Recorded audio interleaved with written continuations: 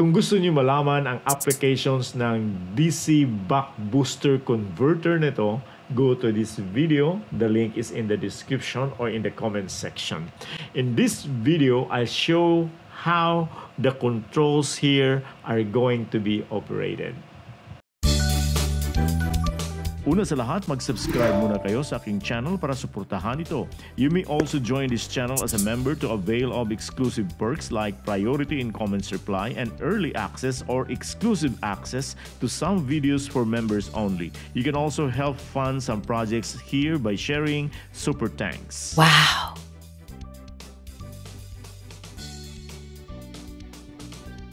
Ito ay isang direct current buck boost converter na kayang mag-step down ng voltahe hanggang 0 at mag-step up hanggang 36 volts. Ang output current nito ay adjustable rin hanggang 6 amperes.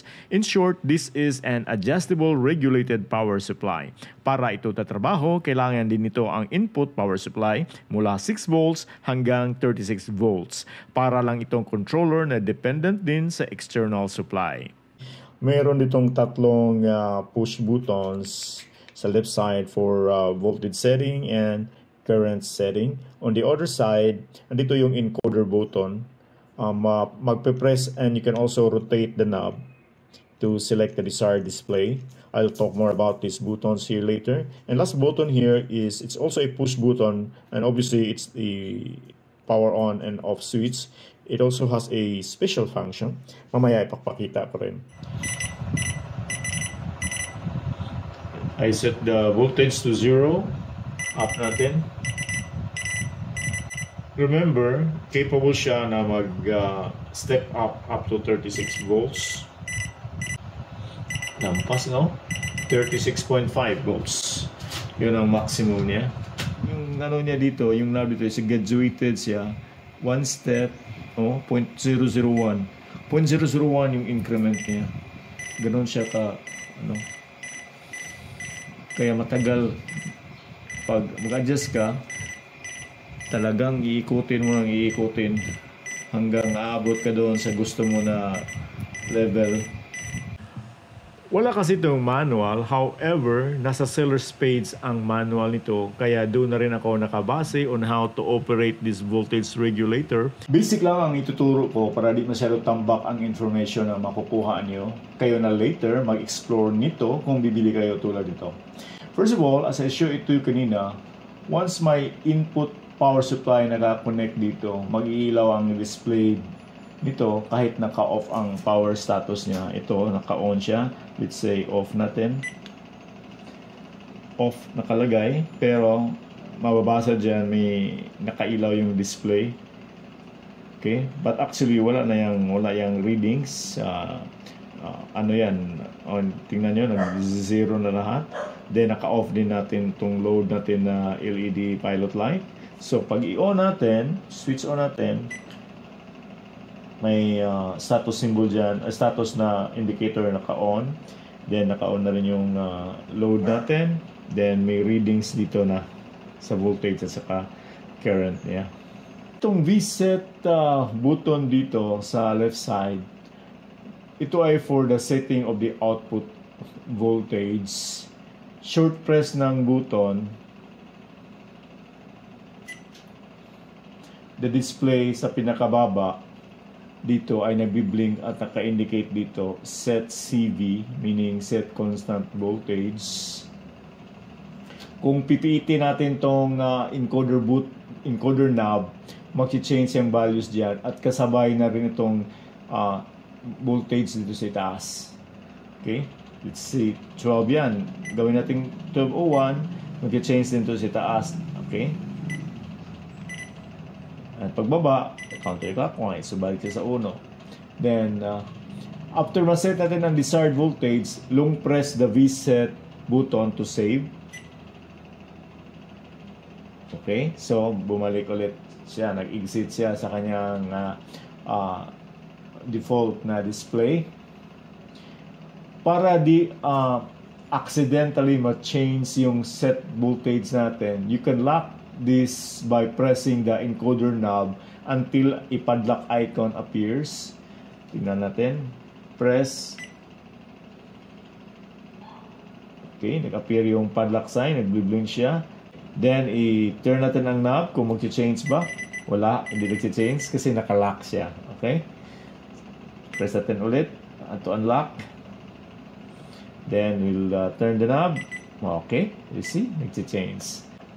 By the way, para hindi tayo pihit ng pihit dito sa knob tulad ng una kong ginawa, ito pala ang sikreto para madali mag-adjust. Let's say, from 12 volts, gusto natin maging 20 volts.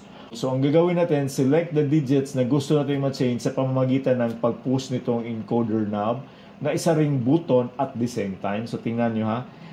Ang nagbe-blink to ay yung last digit sa 0. If you press the knob, naglilipat siya sa first decimal digit. Then, you press the knob again. Then, the first digit, numerical digit ang nakalagay dyan, ang nagbe-blink. So, i-change natin yan. Gagawin natin is change the button, fast forward para magiging 20 siya. You see? Naging 20 na. Then, you press the reset here para ma-save. Okay? So, nasa 20 volts na siya. Ito namang iSet or current setting for the output current. Short press also the button para ma-set natin ang current. So, nag-blink na dyan ang CC or constant current. So, pag i-change natin, nasa 2 amperes yan. Kung gagawin natin 1 ampere or i-down natin, di ba? Kung gusto natin na magiging 3 siya, so just press the button, select the digits. Okay. Okay. So, hindi pala pwede ang numerical. So, dito lang pinaka pwede. So, let's say, lagay natin na nasa 2.5 amperes siya. So, ganun. Then, pagkatapos, press again the iSet button to save the settings. Okay? Ito namang SW is for the system settings. Press and hold to enter the settings menu.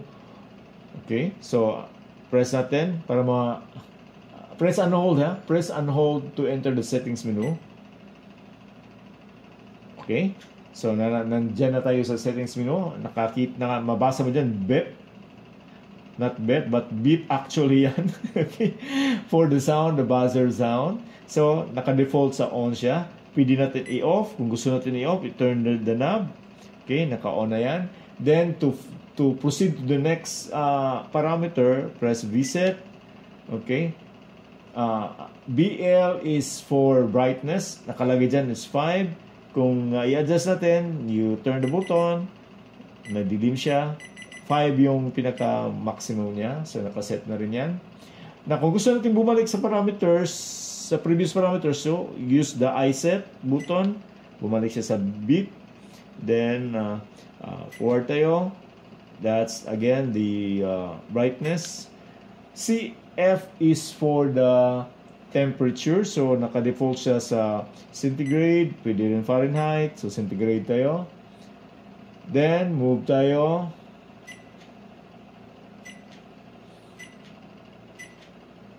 Ito siya,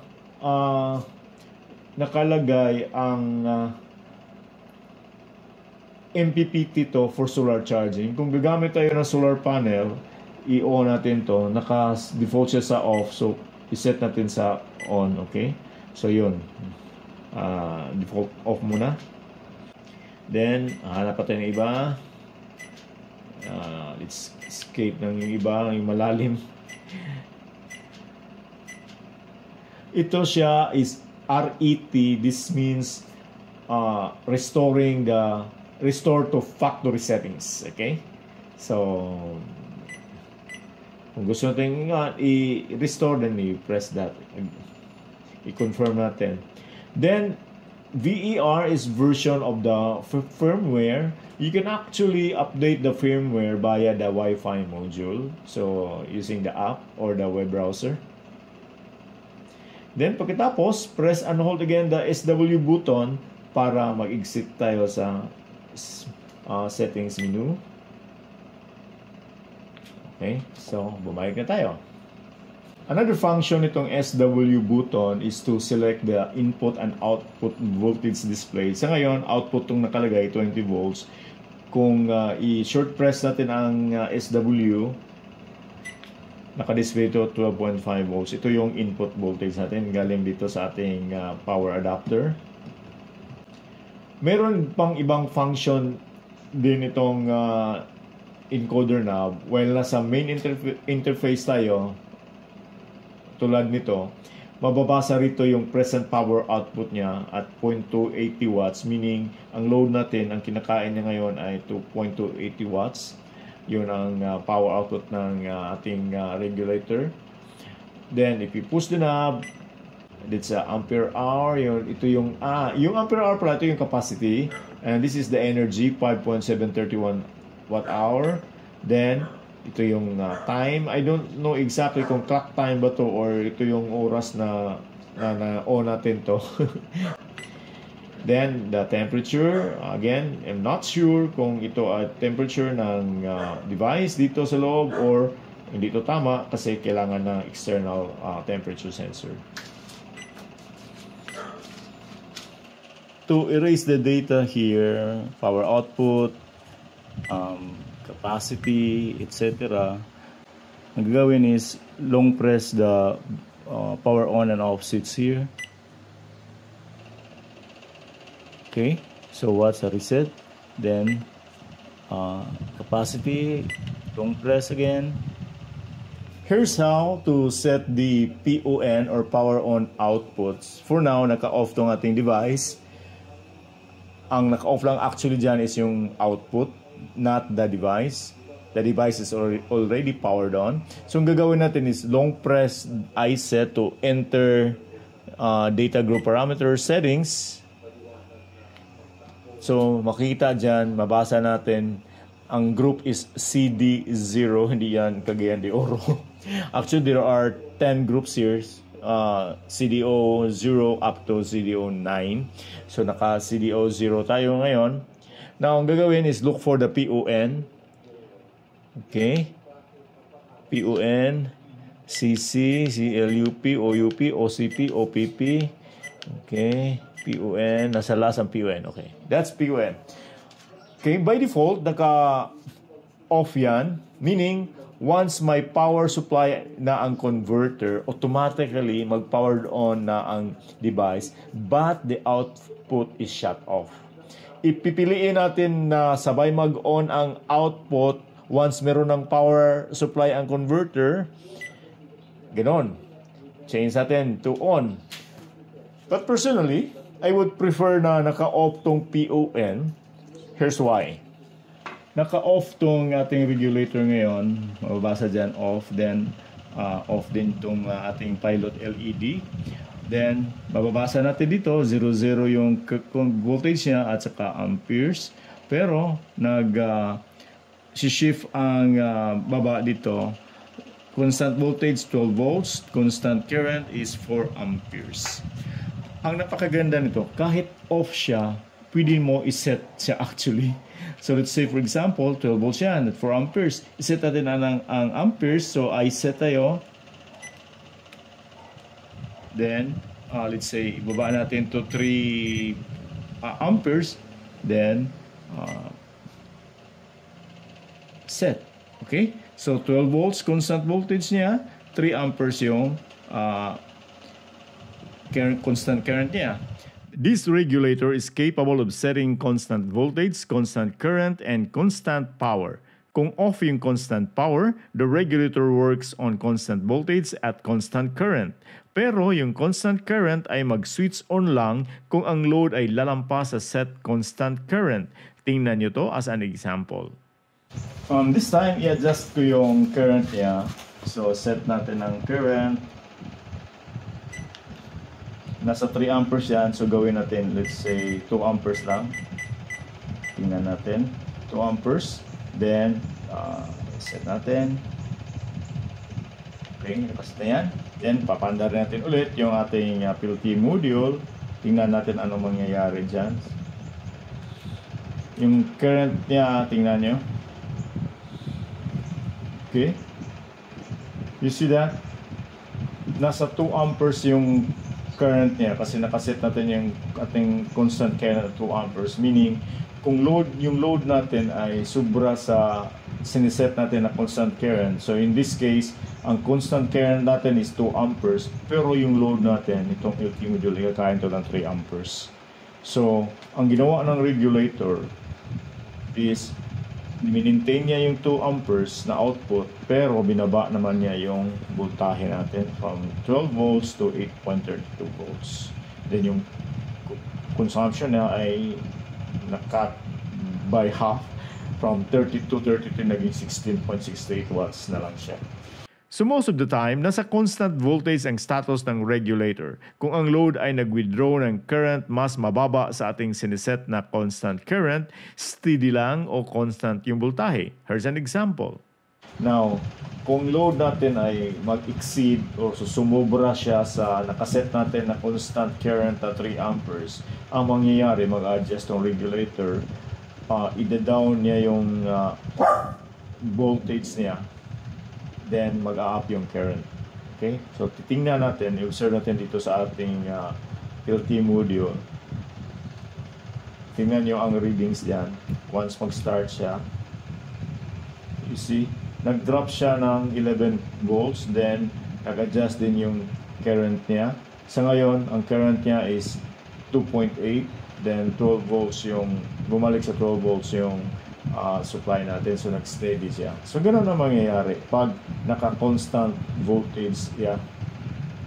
Then punta tayo doon sa settings menu, then let's go to CP or constant power. I-on natin ang constant power. So naka-on na yan. Then long press is W to save and exit. Okay? Now, i-turn on natin. Naka-off pa yan. So, pag turn on natin, umilaw itong LED lights natin, mababasa dyan yung ating regulator, ang kanyang constant voltage ay nasa maximum niya. So, in this case, it's 36.5 volts. Then, yung current niya is adaptive, depende sa load. So for now, it's 20 milliamperes ang current na na-draw nitong ating LED. Then it consumes about 720 milliwatts. Yan, nakikita dyan. So yan ang situation kung naka-on yung constant power. Sinabi sa manual ito na it can charge various rechargeable batteries. Ang gagawin ay i-connect sa output ng regulator and terminals ng battery. Remember, this regulator has no output reverse connection protection.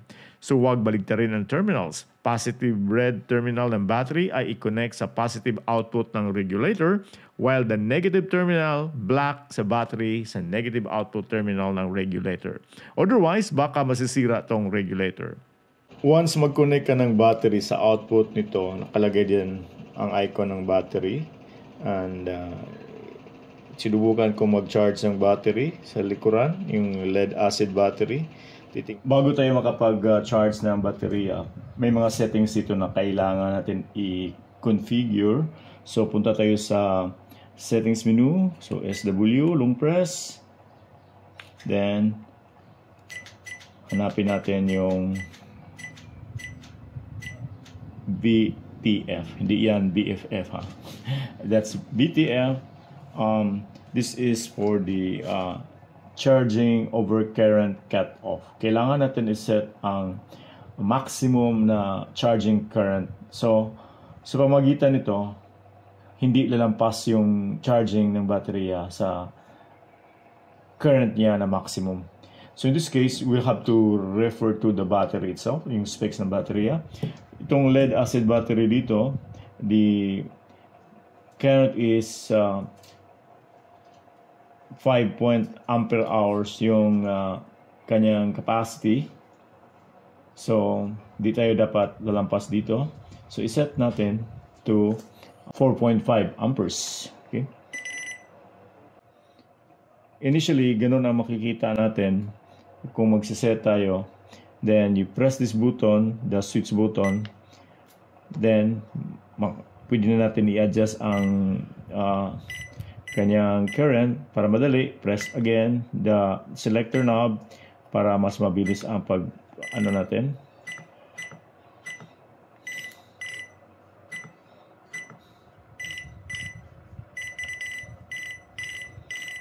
Set natin sa 4.5. I-eksakto natin. So that's it. And then lumabas tayo sa settings menu. Okay. So ngayon, ang charging natin is, since this is 4.5 ampere hours, we have to set the constant voltage. Kung nakita natin dito, nasa 12 volts ang constant voltage at yung constant current ay 3 amperes. So set natin ang constant voltage. So nasa 12 yan. Gawin natin ang ratings dito is actually 6.75 volts, okay, to 6.90. Lagay lang natin sa 6.5 okay, or lagay natin sa maximum, let's say, or the minimum, I mean.